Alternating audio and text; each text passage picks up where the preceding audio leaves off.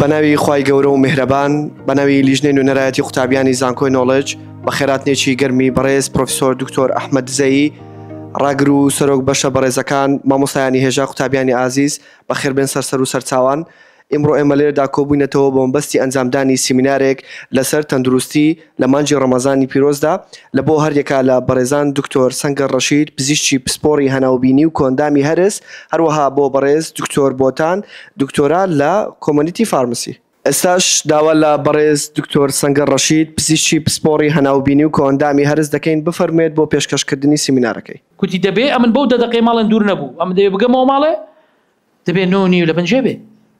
لەوانێ 5 دقەیەک تاخیر بم ئەم جارە بەڵام ینی فەئیدی ڕۆیش تا حەو باش ئێمە لێرە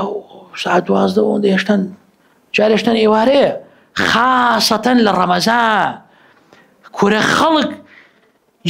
کورە خەڵک هەموو فێر بۆ شەو ناخەوێت تا یا ئەمە چی ئەمە بۆ ئەمەلێت و کاک ئێمە بەرەو کوێ دەچین ئێمە چ جۆرە سەقافەت و ئەوەیەک فێر بووین لە چێ فێر بووین بەس تێ بگەم لە چ شوێنی علم نووسراوە لە چ شوێنی زانست نووسراوە لە کوێی دین نووسراوە لە کوێی کۆمەڵگەی کوردەواری قەدیمی خۆمان نووسراوە ئەم شتە لە کوێ هاتووە لە کوێی ئەوروپا نووسراوە کاکە ئێمە زۆرشمان بەجێ ئەوانە کردووە بەس ئەمە بەجێ ئەوانیش ناکەین بەجێ خۆشمان ناکەین بەجێ دیکەش ناکەین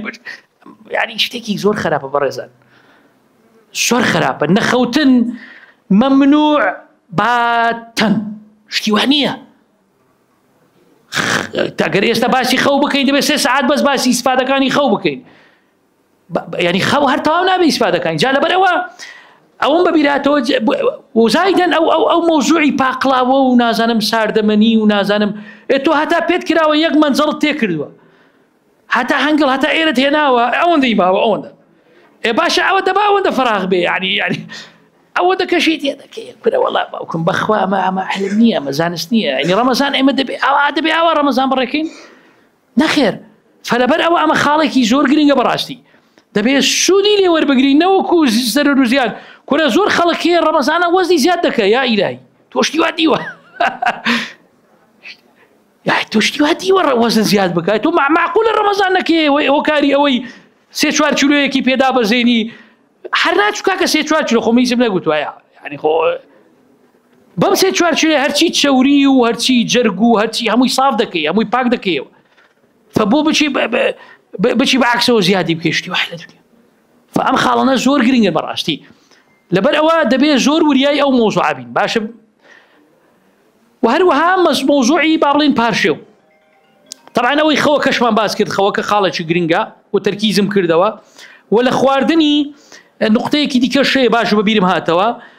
خەڵک ئەوە دەکا ئیفتار دەکا باشە هەموو شتێک کۆتایی پێ هاتووە ئەوجا ئایسکرێمەکە و دوایی ساعت 12 بڕۆ ئیسکان و بڕۆ نازام جەمی تەواوی داناوە بە کەباب و بۆ وەڵا کاکەم بە ڕۆژیە تۆ تخوا ڕۆژیە وایە تۆ معناوی چیمان کرد بەس پێم بڵێ یعنی کەم کەسەیە ژەمی 12 نەخواتەوە کاکە معیدە تەمەشاکە هەرسکردن ئەو نقطەیەم لەبیر چوو دوو نقطەمان هەیە قسەم زۆرە ڕاست دێتن بەردەبێ تەمەشاکەن دوو نقطە زۆر میمە لەبەر زۆر قسەم پێ دەمێ پێتان بگێنم ئەو چانسێکی باشە کە ئێوە لێرن ئێوەش دەبێ بیگێنن بە چەندان نەفەری دیکە ئێمە دوو نقطەمان هەیە لە هەرسکردن ئێستا ئەمە معیدەیە باشە هەر خواردنێک کە دەیخۆی یان ئەوەتە دەبێ ئینزایمی بەسەردا بکە بۆ ئەوەی هەرسی بکە یان ئەوەتە دەبێ بیگوشێ هەم تێکەڵاوی کە هەمیش کەرتی بکە باشە جوڵەمان هەیە لەگەڵ ئینزایم جوڵەکانیش دوو جۆرە جوڵەنە جوڵەی گوشین و جوڵەی پاڵپێوەنان باشە ئەمە بەو شێوازە ئیش دەکا جا تۆ کە تازە خواردنت خواردووە یەکسەر لێی دەخەوی باشە باشە قەیناکە تۆ بەو خواردنەوە دەخەوی خۆ مێشک نیوەی زیاتر دەخەوێت لە خەودا یعنی ئازاد نیوەی زیاتری ئیش ناکە نە ئەوە بە مەجای ئەوەی دەدەی پێت بڵێ کاکەمە خواردنی چی تێدایە چ جۆرە ئینزایمەک زیاتر بێ نەمەجای ئەوەی هەیە زیاتر دەبێ اعتیماد بکاتە سەر حرەکە معیدە بەس زمانە مەجبور تۆ ئینزایماتی هیچ ناکە ئازاد جوانیش ناکە طبعا معیدە ماندوو دەبێت ڕۆژێک 2 3 4 5 6 ئیدی معیدەت وێران دەبێت ئەوەی دەڵێ معیدەم نێش باشە چێ ئێستا لە 150 خەڵک معیدی نایش کاکە خۆ هۆکارەکان چینە خۆ قابل لە هەواوە دێ و معیدەیەشانە طبعا هەمووی هەر ئەو بابەتانەیە کە ئێمە هەمووشمان دەیزانین کێشەکە لەوەیە هەمومان دەیزانین و چێپەچەی ناکەین. یعنی بەڕاستی ئینسان داخ دەخوا، یعنی زۆر داخ دەخوا، یعنی داخلەوە دەخوا. سمینارات زۆرە، قسەکردن زۆرە، جۆڕاگرتن زۆرە، مواضیع زۆرە، فلان وای کرد. باشە هەمووی 10 دقەی پێ ناچێ، هەمووی لەبیری دەچێتەوە. باشە بۆ میمۆری ماوای لاتوو. یعنی لەبەر ئەوە ئینسان دەبێت تۆ کاکە تحلیلی کە بزە قسەکەی من ڕاستەیە، نەگەر ڕاست نییە بەو دیوارەی دادا. ئێگە ڕاستە تۆ معقولەیە، تۆش عەقڵت هەیە، فکرت هەیە، بیری لێ بکەوە بزانە کە ڕاستە بۆ جێبەجێ ناکەی. بۆ ناتەوێت ئینسانێکی تەندروست بی، بۆ دەتەوێت. من زۆر جاران باسی شتێک دەکەم لەگە خەڵک. مەسەلەن بۆ منە خەڵکێکەیە جگەرە دەچێشێ، باشە دەڵێم کاچی من ئەوجە خەڵک ئێمە مەسەلەن فێڵمان لێ دەکات، کۆرە کاکە خوا مردن بەدەست خوایە، ئۆکێ مەش ڕازینە. بەڵام ئێمە دەڵێین بۆ منە تۆ تەمەنت تا نقطەی زۆر مهمە، ئاگادار بن. دەتوانی هەموو جارە ئەو قسانەیان پێ بڵێن. یان ئەوەی مەسەلەن پارێزی ناکە، ئەوەی لە خۆت کاک ئێمە ڕازینە مردن بەدەست خوایە، هەموو ڕازین باش. بەڵام ئێمە دەڵێن بۆ منە 70 ساڵی تەمەنتە، خۆخوا دەزانی تۆ چوزانی چەندە، خوا ئازانی بۆ منە 70 ساڵە. باشە ئەو 10 ساڵی ئەخیر کوا کەسێکی کارامە و کەسێکی بەسوود و کاکە دکتۆر ماشەڵڵا بەو تەمەنە دێ خزمەتی ئێنکۆ دەکا و هەزاران وەچە پێدێنێ و کوا کەسێکیش بێ نەک بەخۆی و عائیلەکە و خانەوادەکە و هەموو خەڵک پێوەی بێزار بێ، هەموو ڕۆژێ لە خەستەخانە و لە تەواری و خەستەخانەکانش بێزار بێت، دکتۆرەکانش ڕقیان لە چارەی بێتەوە بڵێ خۆزکەرە هەرنێتەوە. ئەوە دیسان هاتەوە زراوی باشە کامیان هەڵدەبژێریت و کێشەکە لە مۆزوعەکە لەوەیە، مۆزوعەکە لە مردنەکە نییە. ئێمە خۆ دەزانین مردن سابتە. بەڵام تۆ بۆ نمونە کاتێک جێرە دەچێشی، کاتێک پارێزی ناکەی، خۆ قەڵەو دەکەی، کاتێک ئەوە دەکەی، باشە ئەوانەیە تۆ ئەو تەمەنانەی ئەخیرت ناتوانی کەسێکی چاڵاک بی هەر بۆ ژیانی خۆت و زایدەن بۆ ئینسان کە تەمەنەکانی ئەخیری کاکە دکتۆر ئەکید ئەوێ حەزی لێ ئەوەندەی بەجێی دێڵێ، ئەوەندەی ما تۆزێک سوود بگێنێ، تۆزێک ئیدی تەواو تازە ئەوانەی تر هەموو ڕۆی. تۆ لەو کاتە هیچ هێزت نەبێ و هیچ تاقەتت نەبێ، سوود بەچی دەگەێنی کاک؟ فأما خاڵێکی گرنگە بەڕاستی. بارحاڵ ئەوجا بینەوە سەر مەوزوعی سحور پارشێو. طبعا ئەو خاڵی یەکەم هەر چۆنێک بێ دەبێ پارشێو بکەی. یعنی ئەگەر بە خواردنەوە 1 گڵاس ئاویش بێ، ئەگەر بە چەند درکە خورمایەک بێ، ئەگەر بە میوە بێ، ئەگەر یعنی چونکە بەڕاستی نەکردنی پارشێو بەداخەوە بۆتە دیاردا و زۆر زەرەری هەیە. لەبەر چی؟ لەبەرەوەی تۆ تەمەشاکە لاشە، يعني علم كشفي كردووە دەڵێ بۆن منە هەتا 16-17 ساعات بۆن منە مەسەلەن وەڵام بزانم جارێک خوێنمەوە 17-18 ساعات بوو شتێکی وابوو. پرۆسەسەکان لە چەوری ئەعتیادی جەرگ دەبا، هیچ مشکلت نییە. بەس دوای ئەوە کە درێژەی خایاند ئەو کاتە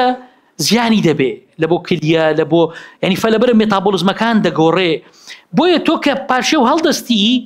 ینی ئیعاز و کلۆکی مێتابۆلیزمەکە دەگۆڕی. ئەگەر گڵاسێکی ئاویش بێ، ئەگەر خورمایەکیش بێ، ئەگەر لەبەرەوە کردنی پارشی و زۆر گرنگە و بەداخەوە بوویتە دیاردەش بەداخەوە ینی نابێت دەبێ ئەگەر بە یەک دینکە خورماش بێ هەڵستی. و هەروەها پارشێ و بەرەکەتە کاکە پێغمبەری خوا فەرمێ ساسن تەسەحەروا فإن في السحور بركة، بەرەکەتە لە ڕووی ئاینیەوە، لە ڕووی ئەوە، لە ڕووی ئەوە متفقن عەلەیهە. فلەبەرەوە هەوڵ بدە بەڕاستی بە هەر شێوازێک بێ دەبێ پارشێو هەڵبستی، چونکە هەڵنەستانی پارشێو بەڕاستی زۆر زیانی هەیە. باشە ئەمە خاڵێکی دیکە هەوڵ بدە لە پارشێو دوای پارشێو مەبەستم ئەوەیە بخەوی، بەڵام یعنی ئەگەر بکرێ بەڕاستی وەختێک هەبێ، یعنی مباشر نەبێ وەکو باسمان کرد. ئەوەش گرنگترین شت ئینسان بتوانێت نوێژ بکە، یان هەندێک قورئان بخوێنێ، یان کتێبێک بخوێنێتەوە، یان چارێکێک نیو سەعاتێک تۆزێک خواردنەکان هەزم بێ، ئیعازاتەکان بڕوا پێی بڵێ ئەو نوع خواردنە هاتیە، ئەوە هاتیە، ئەوە هاتیە، جا بخەوی باشترە، یعنی نەک لەسەر یەک. باشە و هەروەها لە ژەمی پارشێو ئاو زۆر خواردنەوە زۆر میمە. ئەمن بۆیە و خاڵم باس کردو بە تەواوی، چونکە بەداخەوە ئێمە زۆر بەمانی لەوانەیە هەندێک جار منیش تەئسیریم لێ بکا، بەڵام دەبێت تەئسیرمان لێ نەکا. لەبەر ئەوەی با بڵێن هەڵنەستینەوە ئینسان با بڵێن پێویستی بە توالێتە، پێویستی بەوەیە ئاو ناخوا. ئەمە خاڵێکی خراپ. با هەڵبستیەوە چییە؟ با دوو جار هەڵبستیەوە چی؟ خۆ دنیا وێران بوو چی لات. فلەبەر ئەوە دەبێ گرنگی بە ئاو خواردنەوە بدەین. باشە فلەبەر یان ئەوەتە مەسەلەن خواردنی ئەو خۆراکانەی کە ڕێژەی ئاویان زۆر تێدایە، مەسەلەی بۆ منە شفتیە، گندۆرەیە، تەماتەیە، خیارە، زەڵاتەیە، بەهەرحاڵ ئەمانە شۆربایە، بەهەرحاڵ خواردنی خۆراکێک کە ڕیشاڵ و وزەی زۆری تێدایە، ئەمە خاڵێک گرنگە وزە. یعنی بۆ منە مەسەلەن پەنیری کوردی ئەگەر بە تایبەتی سوێر نەبێ شتێکی زۆر باشە. گوێز ئەگەر ئینسان بتوانێ زۆر باشە بەڕاستی. و دەبێ ئاوی ماستا و با بڵێن شیر پەنیر ئەمانە کالیسیۆم و یۆد و ڤیتامین و کۆمەڵک شتی تێدایە و هەروە خواردنی چەوری و خوێ ئەم دوو خاڵە گرنگە ینی محاولە بکەین دوور بکەوینەوە لە چەوری لە خوێ لە بەرەوەی هیچ زیانی ئەوە بەڵام ئاوی زۆر دەبێ دوایی هەست بە توین و تو دەکەی کە خواردنی خوێ دەخۆی یان چەوری دەخۆی هەست بە توین و تو دەکەی بەڕاستی بۆیە دوورکردنەوە لە خواردنی شتێکی دیکەش کە پێ قاوە و چای ڕەش یان کۆلا ئەمانە چونکە کافاینی تێدایە دەبێتە هۆی بڵێن زۆر میسان بچێتە توالێت میز بکە لاشەت وشکتر دەبێ یعنی محاولە بکەی چای تیر نەبێ و کۆلا و باڵ ئەوانەی کە کافاینی تێدایە لە پارشێ و باش نییە ئەو خواردنانە فبۆیە دەبێ ڕەچاوی ئەم خاڵە نەبکەین ئەمە مەوزوعی پارشێ و دوای ئەوە ئینشاءالله کە طبعا کە پارشێوت کرد ئیدی کە دوای ئەوەی مەسەرەن وەختێک بینی هەبێ پاشان ئیدی دەخەویەوە حەق خۆتە شتێکی زۆر باشە ئیدی پاشان هەڵدەستیەوە و هەڵسانەوە ژیانی ڕۆژانە و ئەوانە هیچ کێشەی تێدا نیە فپاشان دەسوڕێینەوە ئەوە ناچین ناو تەفسیری ئەوەی تۆ ڕۆژانە کارت چییە ئیشت چییە بەڵام ئیشکردن ڕەمەزان هیچ کاتێک مانع نەبوو لە بۆ ئیشکردن و لە مێژوش هەروە بووە یعنی هیچ کەسێک و ئێستاش هەمومان هیچ پڕوا ناکەم هیچ کەسێک ینی خەڵکەکەیە بەداخەوە نازانم دەبینم یعنی دەبینم لە ڕەمەزان مانجێک ئیجازە دەکا وەڵاهی ئەمە لە ڕووی تەندروستیەوە باش نییە لە ڕووی ئینسانیەوە باش نییە لە ڕووی مرۆڤ دۆستی باش نییە لە ڕووی ئاینی باش نییە شوێنەکە چۆڵ دەبێ کاکە تۆ دەچی ئەساس وەکو خێر بتوانانی دوو ئاەتی قورآن زیاتر بخوێنی بەڵام تەماشا دەکەی هەزاران خەڵک پێویستیان بۆ شوێنەی تۆیە کاتێککە دێن شوێنەکەت بەتاڵە فئینسان دەبێ بەڕاستی بە بیرێکی گەورەتر بیر بکاتەوە فئیتر پاشان ئەو ئیفتار کە هات ئەمە جەولەیەک بوو لە شێوازی تەندروستی ڕەمەزان بۆ هیوای ئینشاءالله توانی بێتمان سوودێک بگەێنین فهیوام وایە وەکوتم تەطبیقیشی بکەین جێبەجێ بکەین شتەکە بەس قسەکردن نەبێ فمن تقریبا شتێکی دیکەم نەما بۆ گوتن سپاستان دەکەم مەمنونتانم لە بۆ خڕێ خستن و جۆراگرتنە زۆر سپاس بۆ بەڕێز دکتۆر سەنگەر ڕەشید لە بۆ ئامۆژگاریە گرنگەکانی ئێستاش داوا لە بەڕێز دکتۆر بۆتان دەکەین بفەرمێت بۆ پێشکەشکردنی سیمینارەکەی بەناوی خوای گەورە و میهرەبان دووبارە سپاسی زانکۆی نۆڵژ دەکەین سپاسی بەڕێز سەرۆکی زانکۆ و ڕاگرە بەڕێزەکان و مامۆستایەکان دەکەین سپاسی ئامادەبوون و قوتابیانی خۆشەویست دەکەین دەستخۆشی لە برا و هاوپیشەی خۆشەویستم دکتۆر سەنگەر دەکەین ئاماژەی بە کۆمەڵە خاڵێکی زۆر زۆر گرنگدا بەڕاستی هەمویان جێبەجێکردنیان و وەکو دەڵێ ئەو ڕێنمایانە هەم بە خۆمان و عائلەی خۆمان و پاشانەکە کە ئەمە پێمان دەڵێن هێڵف کێر پرۆفیشنەل پرۆڤایدەر کێر مەفروض وایە ئەوەش بگەێنین بە دەور و پشتی خۆمان هەریەکە لە شوێنی خۆی وەکو کە پەیوەندی بامبەلایانی تەندروستی مرۆڤەکانەوەیە ئەمە دەمەوێت زیاتر بەڕاستی تەرکیز بکەمە سەر ئەو دەرمانانە کە بە تایبەتی چ لە بۆ جەماعەتی ئەوانەی لە کولیە سەیدەلێنە یان لە ساینسن یان لە بەشەکانی دیکەنە لەوانە یەک لە مێمبەری عائلەی خۆتان یان لە کەسێک لە عائلەی خۆتان یان کەسێک پرسیارتان لێ دەکات کوبتانە دەرمانەکەی لە بۆ ڕێک بێخین بە شێوازێکی زانستی پێش هەموو شتێک یعنی دەبی ئەمە لە بۆ نەخۆشیە درێژخایانەکان بە تایبەتی شەکرەیە پەستانی خوێنە ڕەبۆیە غودەیە یان ئەوەی کێشەی مەعیدەی درێژخایانی هەیە یان ئیلتیهابی ڕەخەڵۆکانی هەیە ئەوانە پێویستە بەر لە ڕەمەزان بەڕاستی هەمویان سەردانی پزیشکی خۆیان بکەن بۆەوەی ئامۆژگاریان کە ئایا دەتوانرێ بە ڕۆژوو بیانە ئەو ئیمکانیەتی هەیە دەرمانەکان کو لە بۆی ڕێک بێخی فاوەمان دەمانەوێت ئەوڕۆ زیاتر تەرکیزی بکەینە سەری بە شێوەیەکی سەریە دەست پێ دەکەین بەڕاستی لەو درەگانەی لە بۆ هایپەرتێنشن بەکاردێ فێرست ئۆف ئۆڵ دەبێ ئەمە بە نەخۆشەکەی بڵێن هەروەکو ئاماژەمان پێکرد چونکە نەخۆشمان هەیە لەگەڵ هایپەرتێنشن چی هەیە هەندێک مۆزوع دیکەی نەخۆشی دڵی هەیە نەخۆشی دڵەکوتەی هەیە نەخۆشی جەڵتەی هەیە یان ئەنجاینای هەیە یان تووشی قەستەڕە و شەبەکە و باڵۆن بووە دەبی بزانرێت کە دەتوانرێت بە ڕۆژووبی یان نە لۆیە لە بۆ ئەو دەرمانانەی دەست پێ بکەین لە دەرمانەکانی کە لە بۆ هایپەرتێنشن کە لە بۆ زەخت بەکاردێ ئەمە زۆربەی زۆری نەخۆشەکانمان زیاتر لە دەرمانە وەردەگرن هەیە دوو دەرمانی وەردەگری هەیە سێ دەرمانی وەردەگری بە زۆربەی زۆریان دوو دەرمانمانەیەکەویش ئەملۆدیپین و ڤازارتانە کە زۆربەی جار بە کۆمبینێشن دەدەینە نەخۆشی براندی زۆرمانەیە لە بازاری وەکو ئەکسفۆرژمانەیە پۆتێنزامانەیە شەریکاتمانەیە لۆیە ئەوە باشترە ئەمە کاتێک ئەگەر نەخۆشەکە پێشتر بەیانیان وەریگرتی بوو ئەمە پێویستە لە بۆی بکەینە پاشی تەراویحی پاشی نوێژە یان پاشی ئیفتاری لۆ لەبەرەوەی ئەو دوو دەرمانە دەبتە چ نەخۆش هەست بە بێتاقەتی دەکا و لە هەما کاتدا هەست بە جێژبوون دەکات لۆیە کە پاشۆی گەڕاوە لە نوێژە دەتوانین دەرمانەکەی بخوا لۆەوەی هەم جێژ نەبی هەم بێتاقەتیش نەبی دەرمانەکانمان هەیە کە پێی دەڵێن دایوریتیکس یان پێی دەڵێن ئەوانەی بە کوردی خۆمان پێ دەرن میسپێکەرەکان کە زیاتر لە ڕێی میسکردن کۆنتڕۆلی زەختمان لە بۆ دەکەن وەکو جەماعەتی لازێکس یان هایدرۆکلۆرۆتیازاید ئەوانە باشتر وایەکەینی وەربگیرێ پاشەوەی ئەو شخصە گەڕاوە لە نوێژی تەراویح یعنی پاش نوێژی عیشایە دەتواندرێت ئەگەرەوە چوو ئەگەر نەچوو دەتواندرێتن 1 سەعات پاشی ئیفتاری دەرمانەکەی وەربگری لۆ لەبەرەوەی ئەنگۆ دەزانن ئەو دەرمانە چ دەکا ئینتەرفێر دەکات لەگەڵ سلیپ وەنیە چ دەکا ئەگەر نەخۆش هاتوو پارشی وەریگرت کە نووسەوە چ دەبی لەبەر میسکردنەکەی زوو هەڵدەستی لۆیە ئینتەرفێر دەکات لەگەر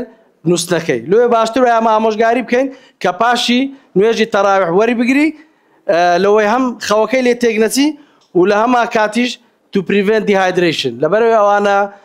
cause water loss in the body یعنی بۆ دەکا ئاو لە جسممان زیاتر بستە دەرێ کە لەو حاڵەتەی ئەگەر بێت و پاشی وەریگرت بە درێژایی ڕۆژ ئیش بکا کەواتە چ دەبی ریسکی دیهایدرێشنی وشکبوونەوەی زیاتر دەبی لە بۆ جەماعەتی بێتا بلۆکەرەکان ئەوانەی کە لە بۆ دڵی بەکاردێن بڵێن بیزۆپرۆلۆل مێتۆپرۆلۆل ئەوانە کە ڕۆژێ جارەکە دەتاندرێ پاشیوان وەربگیرێ احتیاجێ لۆ لەبەرەوەی تو ڕۆژانە کە هیچ دەکەی احتیمالیە لەگەڵ کە کۆرتیزۆل ریلیز دەبی احتیمالە لێدانی دڵ زیاد دەبی ئیشەکەی وانەش چێ زیاتر کۆنتڕۆلکردنی لێدانی دڵە کەمکردنەوەی پرێشەرە زەختە لەسەر دڵی لۆ باشتر وایە لە کاتی ئەو دەرمانانە هەمویان لە کاتی پارشیودا وەربگیرێن ئەگەر ئەمە دەرمانێکمانەیە مەفیل دۆپا کە زیاتر ئەو ئافرەتانی حملیان هەیە تووشی زەخت دەبن زۆر بەکاردێن لە دەرمانخانەکانمان دەبینین کە ڕۆژێ ئەوانە چەندن 2 جارن یا 3 جار ئەگەر 2 جاربی دەتاری پاشیوان و فتاران وەربگری ئەگەر هاتو 3 جار بوو دەبی 2 جورعی بکەینە وەختی فتارێ 1 جورعش بکەینە پاشیوێ ئۆکەی لۆیە دەبی ئەمە حیساباتی لە بۆ بکەین 2 لەسەر 3 جورعەکەی لە وەختی ئیفتار وەربگری پاشانەکە 1 لەسەر 3 جورعەکەی کە دەمینێ ئەگە 3 حەبە یعنی 2 حەب لە وەختی ئیفتاری 1 حەبیش لە وەختی سحوری خاڵێکی زۆر گرنگمان هەیە لە بۆ ئەنجیۆتێنسین کۆنڤەرتینگ ئێنزایم ئینهیبیتەرز یان ئەرەبز ئەوانەی وەکو ڤالزارتان و لۆزارتان و لیزینۆپریل و ئینەلاپریل و کاندیسارتان و ئەوانە ئێستا هەیە ئەویش چیە بەڕاستی خواردنی هەرێک لە خورما و مۆز بە تایبەتی دەبی نەخۆشی ئامۆژگاری بکەین بەکارنێنی لۆ لەبەرەوەی خورما مۆستی زۆرە پۆتاسیۆمی زۆرە ئەو دڕگانش بەخۆیان پۆتاسیۆمی لە جسممان زیاد دەکەن لۆیە ئەماگە نەخۆشەگە و دەرمانانە وەربگری چووکە ڕەمەزانان زۆرتر خورما دەخورێ دەبی ئامۆژگاری بکەین کە خورمای کەم بکاتەوە لەبەرەوەی خورما دەبتە زیادکردنی پۆتاسیۆمی احتیمالیە مەشاکلی تکەی لە بۆ دروست دەکات زۆربەی زۆریان ئەوانە کەینی وەربگیرن گوتمان باشە ئافتەر عیشا ئۆکەی لە پاش نوێژێ عیشایان لە پاش عیشایە دەتاندی دەست بە دەرمانەکانی بکە لە بۆش the same دایروتیکەکانیش باسمان کرد it's better to be given after iftar مەجموعە دەرمانەشکەمانەیە کە پێ دەڵێن ئایزۆردیل ئەوانەی لە بۆ ستیبل ئەنجاینە و ئەنستیبل ئەنجاینە و ئێمای بەکاردێ یان in case of heart failure لە heart failure دوو نەوعمانەیە هەمانە لۆنگ ئاکتینگە هەمانە شۆرت ئاکتینگە ئەوانەی لۆنگ ئاکتینگە دەتواندێ وەربگیرێ ڕۆژێ جارێک ئەوەی شۆرت ئاکتینگە کوحەلی دەکەین وەکو داینایترێت 3 ئۆپشنمانەیە ئۆپشنی یەکەمێ ئەوەیە کە بیگۆڕینەوە لە بۆ مۆنۆنایترێت لە بۆ ئەوەی لۆنگ ئاکتینگەکە ئۆپشنی دووەمان ئەوەیە 2 جار بەکاربینی کە دەبی at least 2 hour after iftar یا 30 minutes before سحور دەتانێت ئەو وەختە بەکاری بینی لۆیە دەتانین بەعام نەسیحەتیان بکەین لەبەرەوەی سیمپەتاتیک نێرڤس سیستەم لە کاتی بە ڕۆژوون کەمتر دەبتەوە کە یەک لە ئیستیفادەکانی بە ڕۆژوبوون چییە سیمپەتاتیک نێرڤس سیستەم چالاکیەکەی کەمتر دەبتەوە کەواتە ریسکی ئەتاچی ئێمای ئەنجانای کەمتر دەبتەوە لۆیە لەو حاڵەتەش ئەگەر هاتوو بارودۆخەکەی کۆنتترۆل بوو یان ستیبل بوو دەتوانێت ئامۆژگاری بکەین بە ڕۆژی بی چکە بە ڕۆژی بوونەکە یارمەتی لەوەی دەدا کە ئەتاچی لە بۆ کەمتر دێت چونکە سیمپاتیک ئاکتیڤیتی کارڕێیت زیاد دەبی ئۆکسسیجین دیمان زیاد دەبیتن شۆردس ئۆڤرێت زیاد دەبی ئەوان هەمووی کەمتر دەبتەوە لە ڕەمەزان ئەوانەی ئەشعی وەردەگرن زۆر جار هەندە کۆنتراستی وەردەگرن ئەگەر هاتو کۆنتراستی وەرگر باشتر وایە ڕۆژەکەی خۆی بشێنی نابینە بە ڕۆژیبی ئەگەر هاتو کەسێک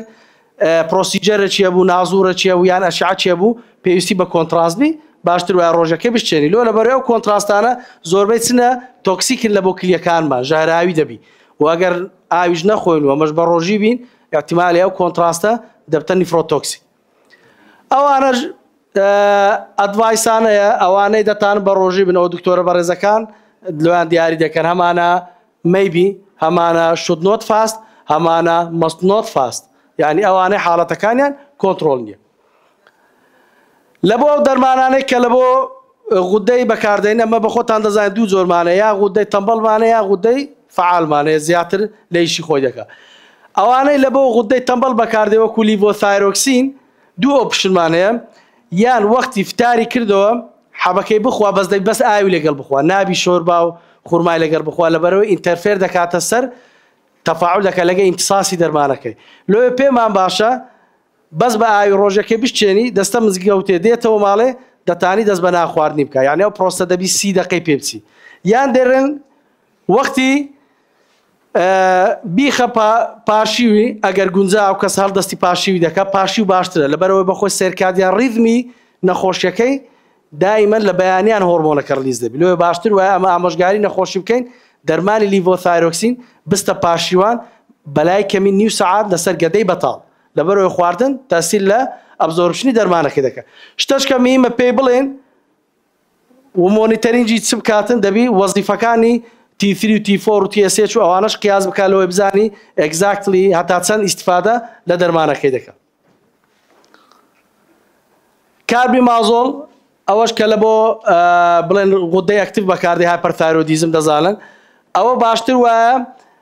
لە پاشی ئیفتاری وەربگیرێ یان لە پاشی سحووری مشکلەمان نییە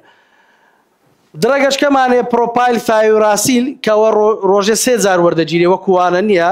ئەگەر 3 جار ئەوانەی وەردەگیرێ باشتر وایە دوو لە سەرسەی دۆزی درەگەکەی جورعەکەی بکەینە وەختی ئیفتاری یەک لە سەرسێشی بکەینە سحوور باشە چکو ئەوانە بە تایبەتی ئەمە مەسەن ئافرەتمان هەیە دووجیانە بەس هایپەرتایرۆیدیزمە ئەمە ئۆپشنمانچیە بەس ئەو درەگەمانەیە بەس پرۆپایل ثایوراسیلمانەیە کو ئەو دەبی حەلکەین دەبی بەو نەوعی دوو لە سەرسەی جورعەکەی لە وەختی ئیفتارێ و یەک لە سەرسەی جورعەکەش ئەوی دەمینێتەوە لە وەختی پاشیوێ وەربگری لە بۆ جەماعەتی چەوری ئەگەر هاتوو پێشنتەکەمان نەخۆشەکەمان ریسک فاکتەری زۆر نەبوو پێشتر شەبەکە و باڵۆنی لۆ نەکرا قەستەڕی لۆ نەکرا دایابێتیک نییە وەزنی باشە فاتی لیڤەر نییە دەتانی بڵێن ڕەمەزانێ درەگەکەت دەرمانەکەت مەخۆ یان جورعەکەی کەم بکەوە بەس ئەگەر هاتوو نەخۆشەکەمان ئۆبیز بی و پێشترێک کە داخلی نەعاشی بووە و شەبەکە و باڵۆنی لۆکرا یعنی ریسک فاکتەری زۆرە دەبی ئەمە دەرمانەکەی وەربگری و لە ناوی دەرمانەکەی ئیهمالکە بەس چ مشکلەکمانەیە ئەوانەی دوورێشنیان زۆرە وەکو ڕۆزۆڤاستاتین و ئەتۆڤاستاتین کە ئەو دەرمانانە زۆرە ئەوە لە هەر وەختەی وەربگری باشە دەتان یەکسەر لە پاش فتاری وەری بگری یان لە پاشیوێ وەربگری مشکلەمانە بە جەماعەت تەشکەمانەیە شۆرت ئاکتینگە وەس وەکو سیڤاستاتین یان لۆڤاستاتین ئەوانە دەبی سەعات 10 شەوێ وەربگیرێ لۆ نەخۆشی بکەینە سەعات 10 شەوێ یان حاڵەت دەکا پێویست دەکا دوو دەرمان بەکاربی لە بۆ چەوری یان لەوانەیە ئەمە جاری وایە دوو دەرمان دەدەین دەبینین ریسک فاکتەری زۆرە یان چەورەکەی زۆرە باشتر وایە دۆزی کەم لە دەرمانەکان بەکاربینین لۆ لەبەرەوەی ئەمە لە ڕەمەزانان بە ڕۆژ تووشی دیهایدرێشن دەبین وەنیە ئاومان لە جسمی کەم دەبیتەوە ئەگەر ئاو لە جسم کەم بیتەوە ساید ئیفێکتی ئەوانە زیاتر بە دەردەکەوی ئەویش ڕەبدۆمایۆلای سەکات و هەز دەکەی معازەڵەکانی جسمت دێشی هەز دەکەی بێتاقەتی ناتانی سپازمی مەسڵ زوو دەبی لۆێ باشتر وایە دۆزی کەمتریان لە بۆ بەکاربین وە لە هەمووی میترسیە ئەمە دەبی نەخۆشی ئامۆژگاری بکەین لە ڕەمەزانان وەکو دکتۆر سەنگەری باس کرد خواردنی سوورکراوە و خواردنی زۆر بە چەوری کەمتر بکاتەوە و لە هەما کاتیش نەسیحەتی بکەین ریگولەر ئەکسەرسایزێکی بکە ئەویش چییە باشترینشت ئێستا زۆر خەڵک دەکا پاشی فتاری دەبینی 2 ساعت پاش فتاری دێتە بازار یا پیاسەی دەکا یان دەستە پارکەکان دەگەڕێ لێ ئەو وڵکینگە لە پاش ئیفتاری زۆر باشە و لە هەما کات یارمەتیشمان دەدا لە بۆ کۆنتڕۆلکردنی سەوریەکەش. ئەومان لە بۆ باسکردن ئەوانەی لە بۆ جێت بەکاردێ و دەرمانانەی مەعیدە ئێستا کە بە تابەتی زۆر مەعیدێشان لە ڕەمەزانانی زۆر زیاتر دەبی لە کاتەکانی دی هەیە هەندێک کەسمانێ بە گەدەی بەتاڵ وەنیە کە مەعیدە بەتاڵ دەبی زیاتر ژانی دەبی ترشەڵۆکی زیاتر دەبی. ئەمە وەکو ئامۆژگاریان بکەین لە دەرمانخانەکان ئەوەیە ئەگەر دەرمانی پێش خواردن وەربگری ئیمەعیدەی باشتر وایە ئامۆژگاری بکەین دەبی نیو سەعات لە بۆ 20 دقە پێشی ئیفتاری وەربگری یان دەتانیتن بیباتە پاشیوە هیچ مشکلەمان نییە باردوو تەریقەی دەتانی وەربگریتن. ئەگەر هاتوو دەرمانی ئەوانەی ئەنتاسیدەکان ئەوانەی حەبەکانی کرۆشتنێ یان شڕوبەکانی کە لە بۆ کەمکردنەوەی ترشی گەدە دەبی 2 سەعات فەرقی هەبی لەگەڵ PPI-یەکەی باشە دەبی بینی بدەینێ نێوانە چی هەبی کاتە چی هەبی بەلای کەمی 2 کات ژمێربی و پاشان دەبی ئەو خواردنانە دوور بکەوتەوە کە دەبێتەوە زیادکردنی ترشەڵۆکی گەدە وەکو دکتۆر سەنگەریش ئاماژە پێکرد قاوە چایە چای بەڕەنگ کۆفی یان ئێستا لە ناو گەنجەکان ماشتێک بڵاوە مەشروباتی تاقەی ئەوانە هەمووی ترشێتی زیادەکە یان ئەو شەربەتانە کە لە بازار هەیتمانە شەربەتە دەستکردانە کە هەمووی ڕەنگە و تامە ئەو ڕەنگ و تامە چ دەبی هەمووی هەم دەبتە گاستریک ئەبسێت و لە هەما کات ترشاتی گەدەشمان زیاد دەکە. لۆی ئەمە لە بۆ مشکلەی مەعیدەی دایمەن ئەدڤایسیان دەکەی بەچ بەژەمی کەم و بەردەوام یعنی لە باتی ئەمە بەس پاشی وفتارێ بخۆین با وەکو دکتۆر باسی کرد ڕۆژەکەی بشتێنی هەندێک نیستی بخوا نوێ ژوشتی خۆی دەکە پاش 2 سەعاتی هەندە خواردنیت کە پاش 2 سەعاتیکە هەندە خواردنیت کە ئەوها بەونەوەی و نەسیحەتیان بکەین بە تایبەتی پاشتیوان کە وەردەگرن دائما دەبی بالیفەکەمان کەمێک بڵند بی لۆ لەبەرەوەی هەتا ترشێتەکەمان نەگەڕێتەوە ڕفلێکسەکە کەم بکەینەوە ئەوانەیە ئەو مشکلیانێ ئەوانەیە مشکلی ڕفلێکسیشیان نیە ئیتس ئۆکەی. ئەوەش درەگەکانە باسمان کرد لە بۆ نەخۆشی شەکرەوە زۆر میمە بەڕاستی کە زۆربەی زۆری دایمەن مەشاکلەکان لە شەکرە و زەخت دەبی نەخۆشی شەکرە پێشە شتێک دەبی بگەڕێتەوە دکتۆری خۆی بزانی ئایا کۆنتڕۆڵە یاندا ئەو لە هەموو شتێکی میمترە لە هەمووی میمترەوەی ئەمە نەخۆشی فێری دووشت بکەیت نیشانەکانی هاتنە خوارەی شەکرە نیشانەکانی بەسەرکەوتنی شەکرە لە هەمووی میمتر ئەو دووشتێ نیشانەکانی هاتنە خوارەی شەکرە چووکە تو دەبینی 12-13 ساعتی ناخوا دەبی ئەمە فێری بکەین فێری چی بکەین فێری بکەین ئەگە سەری سوورا ئارەقەی کرد بەلادا هات تووشی کۆنفیوژن بوو لێدانی دڵی زیادی کرد تووشی تریمەر بوو ئەوان نیشانەی هاتنە خوارەی شەکرەیە دەبی بە نەخۆشەکەی بڵێن و لە هەما کات ئەگەر هاتوو تووشی ئەکسسیڤ فێرد پۆلیدیپسیا و پۆلیوریە و فریکوێنت یورینیشن بوو زۆر میزی کرد و زوودەی وشک بوو ئەوانە چێ ئەوە دوو نیشانەی بەرزی شەکرەیە لۆیە دەبی ئەو دووشتەی فێری نەخۆشی بکەین و لە هەما کات فێری بکەین پاش 2 ساعات کەفتاری کردەوە شەکرەکەی وەربگری ئیستیفادەی چیە ئیستیفادەی دووشتی لێ دەکەین یەک جورعای دەرمانەکان پێڕێک دێخین دووەمیشیان بزانین شەکرەکەی کۆنتڕۆڵ بووە یان کۆنتڕۆڵ نیە. هەندێک درەگمانەیە داوەنیل کە زۆربەی نەخۆشەکانمان بەکاردێنن ئەوە چووکە لۆنگ ئاکتینگە دەبی چ بکەین جورعەکەی بخەینە ئیفتاری لۆ ئەمە نانەکی زۆر لەوێ دەخۆین پێویستمان بە داوەنیل دەبی لەوەی شەکرەکەمان بینتە خوارێ واگەر زانیمان نەخۆشەکە دەبتە هایپۆگلایسیمیا یعنی بە ڕۆژ ئەو عرازانەی دابەزینی شەکرەی لێ بە دەرکەوت چووکەوە دوورێشنی زۆرە لۆنگ ئاکتینگە دەیت چ دەکەین جورعەکەی دەکەینە نیوە یان ئەگەر ڕۆژێ 2 جار بوو دەرێ کاکە تو فتارێ بخۆ بەس پاشیوێ مەیخۆ چووکە تو بە ڕۆژ نانی ناخۆی لە بۆ میتفۆرمینیش چەند استراتیژێکمانێ ئەگەر هاتوو نەخۆشەکە میتفۆرمینی ڕۆژێ جارێک وەردەگرت دەرێن پاشی فتاری وەرگرە ئەگەر 2 جاری وەردەگرت فتاران و پاشیوان وەرگری ئەگەر 3 جاری وەرگرت چ دەکەین دەڵێن 2 لەسەر 3 دۆزەکەی مەسەلە 500 میلیگرام وەردەگرت ڕۆژێ 3 جار دەرێن کاکە وەختی فتارت کردەوە 2 حەبیب خۆ 1000 میلیگرام 500 میلیگرامیش ببە پاشیوێ بەو نەوعی وەربگری باشە و لە هەمووی میمتر چیە دەبی ئەمە ئامۆژگاری بکەین ئەگە میتفۆرمینی وەردەگری دەبی هایدرێت بی لۆ لەبەرەوەی هایدرێت یعنی ئەگە زۆر ئاوی خواردەوە ڕیشتی لاکتیک ئەسیدۆسس کەمتر دەبتەوە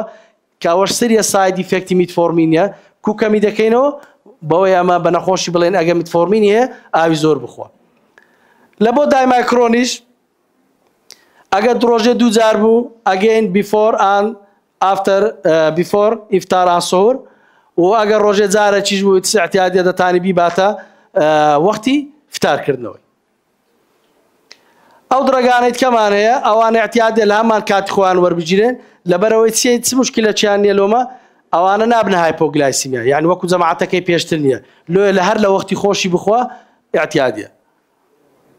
بەنسبەت قەلەمەکانیان سۆلینەوە زۆر میمە زۆر جار نەخۆش دەرێم ڕۆژێ 3 قەلەمم وەردەگر ئێستا بە ڕۆژی دەبم قەلەمەکان کوحەڵکەم قەلەمەکانیان سۆلین لە بۆ قەلەمانەی کە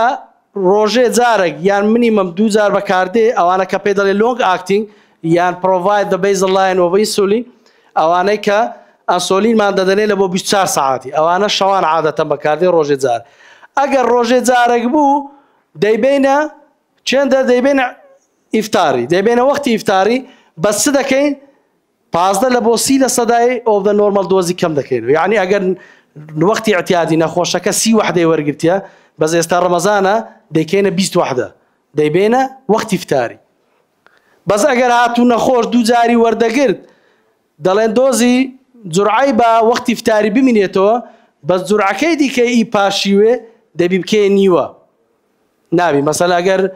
نەخۆش گوتی وەڵام سبەینان 20 وەرگرتێ ئێوارانش 20 وەرگرتێ دەرێن 20ەکە ئێوارە با ببینێ بەس ئی سبەینێ دەکەینە نیوە دەکەینە 10 وحدە ئەوە بەنسبەت ئەو دەرزیانەی کە لۆنگ ئاکتینگن بەنسبەت دەرزیەکانی شۆرت ئاکتینگن وەکو نۆڤۆڕاپید و ئەپیدرا و ئەو جەماعەتەی هەیتمان لە سەیدەلەی کە پێ دەڵێن ئەسپارت و لیسپرۆگلوسین ئەوانە کوام ئەگەر ڕۆژێ جارێک بوو ئەوە دەبی پاش ئیفتاری وەربگیرێ ئەگەر ڕۆژێ دوو جار بوو احتیاجە سحور و فتور دەتانی وەربگیرێ بەس دۆزی سحوری کەم دەکەینەوە هەر وەکو ئەوەی دیکە جورعەکەی پاشیوە کەم دەکەینەوە لەبەرەوەی بە ڕۆژ هیچ ناخوا نەخۆشەکە پێویستی بەو جورعە زۆرەی نییە ئیلا پێویستمان بەو جورعەیە کە ئیستیفادەی لێ بکە لە بۆ شەکرەکەی پاشیوێ ئەگەر هاتوو نەخۆش 3 جار وەردەگرت ئەمە دەبی پێی بڵێن بکە 2 جار یعنی جورعەی نێورانەیە بالابە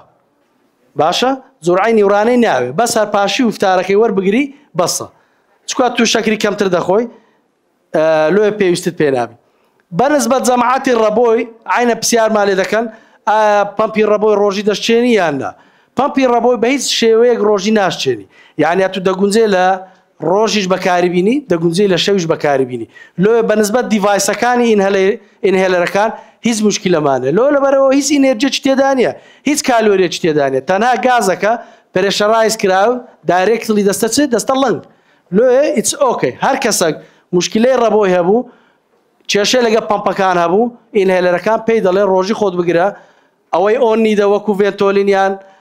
ئاز ڕیکوارد کاتی پێویست بەکاردێ بەکاری بینە ئەوانی دیکەش وەکو خۆی بەس دەبی چی بکەین ئەمە نەسیحەتی نەخۆشەکەی بکەین it's better to be avoided in dust and smoke area یعنی وەکو احتیاجی خۆی بپارێزی لەو شتانە بەنسبەت ئەنتیبایۆتیک ئەگەر هاتوو نەخۆشێک پێویستی بوو ئەمە ئەنتیبایۆتیک دکتۆر لە بۆی پرسکرایب کا وەربگری باشتر وایە ئەوانە هەڵبژێرین لە ڕەمەزانە کە ڕۆژێ جارەکە باشە لۆ لێک وەختی نەخۆشەکە وەربگری کۆرسەکەی خۆی تەواو بکە پاشانەکە ئەگەر هاتوو بۆ ڕۆژێ 2 جار دەتانین وەختی پاشی و سحور وەربگری احتیاجە ئەگەر ڕۆژێ 2 جار بوو پاشانەکە دەبی ئەمە ئەدڤایسی بکەین بەڕاستی دەبی ئاوی زۆر لەگە ئەنتیبایۆتیکەکان بخواتەوە لۆ لەبەرەوەی زۆربەی ئەنتیبایۆتیکەکان ئێکسکریشنیان لە کیدنیە ئەگە ئاویش کەم بخوا نەخۆشەکە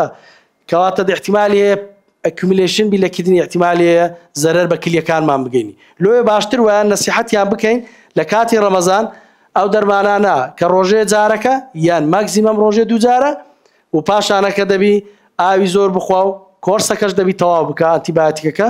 نەک برێ باشتر بووم 2-3 دەرگەم عادەتەن وایە نەخۆش 1-2 دنگ دەخوا باشتر دەبی دوای ئاوازی لێدەی بەنسبەت ڤایتامینس مەڵتی ڤایتامینس ئەوە احتیاجە هەر وەکو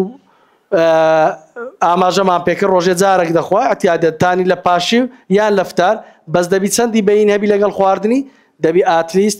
2 ئەوەر بینی هەبی لەگەر خواردنی ئاتلیست دەبی 2 ساعات بینی هەبی لەگەڵ خواردنی بەنسبەت دەرمانەکانی ئەوانەی سایکۆتیک و دیپرێسان ئەمە ئەگەر هاتوو نەخۆشەکە بێوێ لە پاشی یعنی پاش فتاری عیشای ئەوانە بزانین نەخۆشەکە دەنوویتەوە دەرێن دەرمانەکەت ببە پاشیوی لەبەرەوەی ئەمە دەزانین یعنی ئەوانە چ دەکەن ئینتەرفێر دەکە لەگە سلیپ یعنی وە دەکات نەخۆشەکە خەوی قورستر بی بە ئاسانی نەستە ناوخەوێ لۆێ ئەوانە ئەگەر نەخۆشەکە بزانی پاش عیشا دەنوویتەوە دەڵێن بی بە سحوری وەختی سحوری ئەگەریش نانوویتەوە احتیاجە با لە وەختی خۆی وەربگری ئەوەی کە زۆر گرینگە ئەمە ڕۆڵی مەوەکو هێڵف کێر پرۆڤایدەر دەبی ئەجەستی تایم و دۆزەکەی بکەین کە زۆر زۆر زەرورە پاشان لە بۆ هەموو کرۆنیک دیزیزەکان دەبی مۆنیتەرینگ بکرێ either by advice counseling or by monitoring the parameters و پاشانەکە دەبی بگەڕێتەوە لای دکتۆری خۆی لۆی بزانی ئایا نەخۆشیەکەی لە چ ئاستێکدا کۆنتترۆلە دەتوانی بە ڕۆژیبی یا ناتوانانی بە ڕۆژیبی و ڕەمەزانی هەموو لایەکی پیرۆزبی سوپاس لە ئامادە بووکە.